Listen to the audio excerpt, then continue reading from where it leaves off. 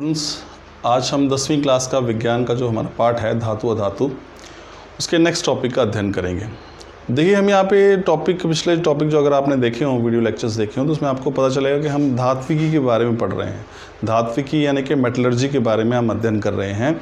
वहाँ मैंने आपको बताया था कि किस प्रकार से हम धातुएँ जो हैं वो खनन द्वारा प्राप्त करते हैं, और फिर उन धातुओं के साथ बहुत सारी अशुद्धियाँ जुड़ी होती हैं जिनको हम गैंग कहते हैं। वो सांद्रण विधि द्वारा, कंसंट्रेशन प्रोसेस द्वारा जो है हम उन अशुद्धियों को अलग करते हैं। अब ये पहला चरण है, यानी कि हमने धातु प्राप्त की खनन द्वारा, हमने उसमें धूल मिट्टी कण के जो कण हैं जिसको हम गैंग कहते हैं उनको हमने अलग कर लिया विधियों द्वारा। अब इसको हम सांद्रण विधि कहते हैं। अब सांद्रण विधि के द्वारा हमारा जो अगला चरण था धात्विकी के अंदर, वो था इन धातुओं को ऑक्साइड में बदलना। तो हमने वहाँ पे दो बड़े इंपॉर्टेंट प्रोसेस से प्रक्रम पढ़े थे। एक को हमने भर्जन कहा, दूसरे को हमने निस्तापन कहा। तो भर्जन और निस्तापन के जरिए हमने क्या किया था, हमने जो सल्फाइड अयस्क थे और जो कार्बोनेट अयस्क थे उनको धातु के ऑक्साइड में बदला। हम सीधे ही कार्बोनेट से या फिर सल्फाइड से अयस्क अपनी धातु जो प्राप्त नहीं कर सकते हैं, क्योंकि उनसे धातु प्राप्त करना मुश्किल कार्य होता है। तो सबसे पहले हम क्या करते हैं, किसी भी रूप में जो अयस्क होता है उसको पहले धात्विक ऑक्साइड में बदलते हैं। तो वो भर्जन और निस्तापन द्वारा संभव हो जाता है। फिर हमने तीसरा चरण पढ़ा कि हम किस प्रकार से उसका अपचयन करते हैं। जो धातु ऑक्साइड हमें मिल गया है उसका अपचयन करना है। और अपचयन का अर्थ है कि उसमें से ऑक्सीजन को बाहर निकाल देना है। अब धातु ऑक्साइड मतलब धातु और ऑक्सीजन जुड़े हुए हैं आपस में, उसमें से यदि हम ऑक्सीजन बाहर निकाल देंगे तो हमारे पास क्या बचेगा, सिर्फ धातु। अब हमें धातु शुद्ध रूप में मिल गई है। तो जो तीसरा चरण था वो था अपचयन का, धातु ऑक्साइड का अपचयन, जिसके जरिए हमने वहाँ पे थर्मिट अभिक्रिया का अध्ययन किया था, आपको ध्यान हो। तो थर्मिट अभिक्रिया के जरिए यानी कि एल्यूमिनियम का प्रयोग करके हम अपचयन कर सकते हैं, और कार्बन का भी उपयोग कर सकते हैं, और भी बहुत सारे कारक हो सकते हैं जिनकी सहायता से हम धातु ऑक्साइड को धातु में बदल देते हैं। अब हमें धातु प्राप्त होगी, जो हमारा मकसद भी था, हम यही प्राप्त करना चाहते थे। लेकिन स्टूडेंट ध्यान रखिए कि अब हमें जो धातु प्राप्त हुई है वो अभी भी शुद्ध नहीं है। हो सकता है उसकी शुद्धता जो है 98% या 99% हो, अभी भी कुछ अशुद्धियाँ जो हैं वो जुड़ी रह गई हैं, और इसको हम दूर करते हैं धात्विकी के सबसे अंतिम चरण में, जिसका नाम है परिष्करण यानी कि रिफाइनिंग।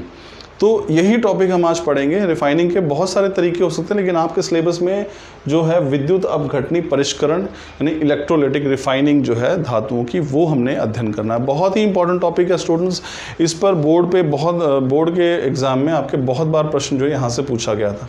अब विद्युत अपघटनी परिष्करण क्या है, इसमें पहले समझिए कि इसके द्वारा हम कॉपर, जिंक, टिन, निकल, सिल्वर, गोल्ड यानी कि सोना जो है, इन धातुओं का हम परिष्करण करते हैं। यानी कि हमें धातु मिल गई है, बिल्कुल हमें देखने में लगेगा वो सोना ही है या चांदी ही है या कॉपर ही है, लेकिन फिर भी उसके अंदर अशुद्धियाँ हैं। वो जो 1-2% अशुद्धियाँ रह गई हैं उनको दूर करेंगे हम इस परिष्करण विधि द्वारा। इसके बाद जो हमें धातु मिलेगी वो बिल्कुल 100% जो है वो शुद्ध होगी। वो कैसे प्राप्त करेंगे वो हम देखते हैं। देखिए, विद्युत अपघटनी परिष्करण करने के लिए हमें एक बहुत ही विशाल और बड़े टैंक की आवश्यकता होती है। टैंक ये देख सकते हैं आप, इस तरह से बड़ा बीकर, यहाँ मैंने चित्र की सहायता समझाने का प्रयास किया है, क्योंकि औद्योगिक स्तर पर ये बहुत विशाल, इनका आकार जो है बहुत बड़ा होता है। तो ये एक विद्युत अपघटनी टैंक है जिसमें हम विद्युत अपघटनी परिष्करण करेंगे। तो यहाँ पे हम क्या करते हैं, हम दो धातुएं जो हैं, दो छड़ लेते हैं, इसको हम इलेक्ट्रोड के रूप में प्रयोग करते हैं। अब देखिए, एक यहाँ पे तो हमारे पास अशुद्ध धातु होगी जिसका हम शुद्धिकरण करना चाह रहे हैं। अब यहाँ पे उदाहरण ले लेते हैं कि मान लीजिए मैं कॉपर मेरे पास है और कॉपर धातु मुझे प्राप्त हो गई है, और उसका मैंने परिष्करण करना है। उसमें उस कॉपर में उसमें अभी भी 4 से 5% जो है अशुद्धियाँ मौजूद हैं, वो मैंने दूर करनी है। तो मैंने कॉपर ले लिया है। अब वो जो मेरे पास अशुद्ध कॉपर था उसको मैं एनोड बना देता हूँ। आपको पता है कि हमारे पास जब हम इस तरह से करते हैं, इलेक्ट्रोलिसिस करते हैं, तो हमारे पास 2 प्रकार की छड़ या इलेक्ट्रोड हमें चाहिए होते हैं। एक को हम बोलते हैं एनोड, एक को बोलते हैं हम कैथोड। एनोड कौन सा है, जो बैटरी के पॉजिटिव हिस्से से जुड़ा हुआ है, और कैथोड कौन सा है, जो बैटरी के नेगेटिव हिस्से से जुड़ा हुआ है। तो यहाँ पे हम जिस कॉपर का शुद्धिकरण करना चाहते हैं उसको हम आकार देकर छड़ बना लेते हैं। अशुद्ध कॉपर जो है वो एनोड बना दिया जाता है। अब यही शुद्ध कॉपर, ये तो अशुद्ध हो गया, हम ये कॉपर का परिष्करण कर रहे हैं, तो कॉपर की हम एक शुद्ध छड़ ले लेते हैं, अपनी तरफ से लेनी है। अब हमने शुद्ध छड़ जो कॉपर की है वो हम उसको क्या बना देते हैं, कैथोड बना देते हैं। अब ध्यान रखिए, ये वो छड़ है जिसका हमने शुद्धिकरण करना है। ये वो छड़ है जो हमने अपनी तरफ से बिल्कुल शुद्ध रूप में ले ली है, वो यहाँ पे उसको हम कैथोड बना देते हैं।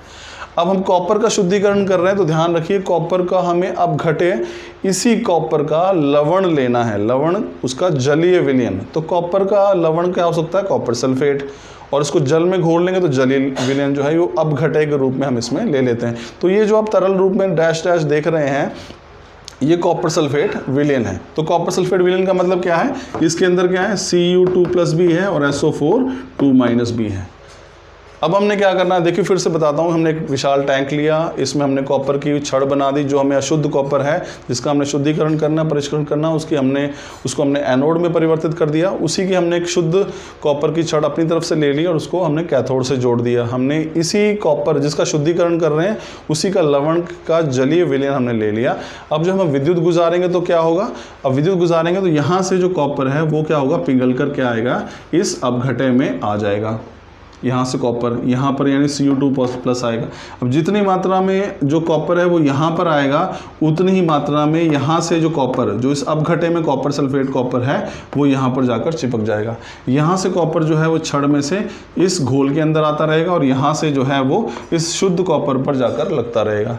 तो समय के साथ आप देखेंगे कि यहाँ पे समय के साथ इस छड़ का जो आकार वो पतला होता चले जाएगा। वो यहाँ से कॉपर जो है इस घोल में आ रहा है और इसका आकार जो है वो बढ़ता चले जाएगा, यानी कि यहाँ पे कॉपर जो है वो डिपॉजिट होता रहेगा जाके, और अंततः यहाँ का सारा कॉपर घोल के अंदर और उतना ही शुद्ध कॉपर जो है इस छड़ पे लग जाएगा। तो यहाँ इस छड़ का आकार बढ़ जाएगा और जितनी भी अशुद्धियाँ यहाँ पे हैं वो सारी यहाँ इस एनोड के नीचे ही पंख के रूप में बैठ जाएंगी। पंख नहीं है, पंख शब्द है, इसको हम एनोड मड कहते हैं। मड यानी कि मिट्टी को साधारण शब्दों में कहा जाता है। तो एनोड पंख के रूप में यहाँ बैठ जाएंगे।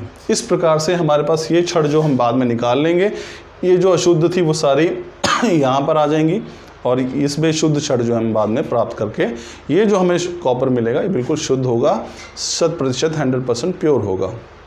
तो ये धातुओं का परिष्करण है। स्टूडेंट्स अब देखिए हमने कैसे किया है।